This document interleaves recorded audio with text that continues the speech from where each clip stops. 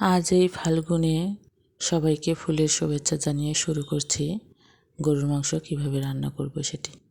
গরুর মাংসটি আমি কীভাবে রান্না করলাম সেটি দেখিয়ে দেব। 1.5 কেজি গরুর মাংস আমি দিয়ে দেব 3 চামচ গুঁড়ো মরিচ, 1 চামচ হলুদ, 1 চামচ গরম মশলা, 3 চামচ দিয়ে দেব লবণ।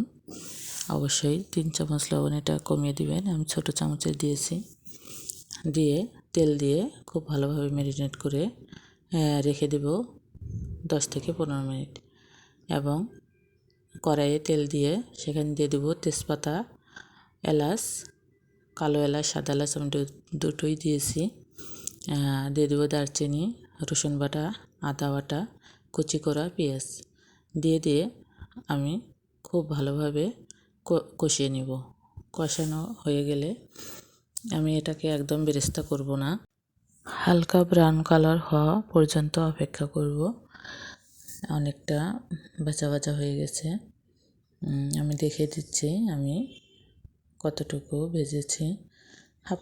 হাফ পর্যায়ে, মানে বেরেস্তার হাফ পর্যায়ে আনলেই হবে আর কি।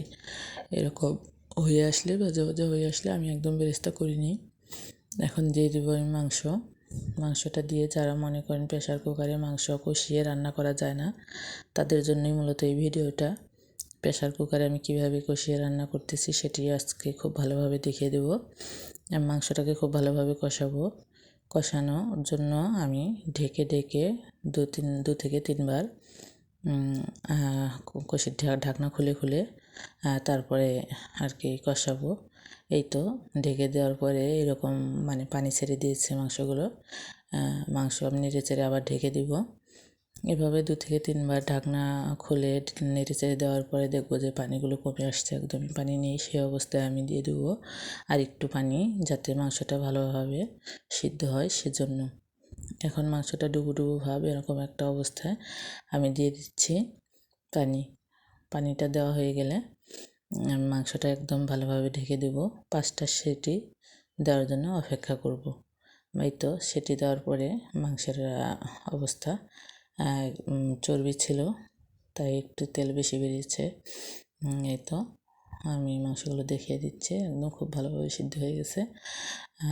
আমার রান্নাটা পরিবেশন করে দেখাচ্ছি শেষে কেমন হয়েছে।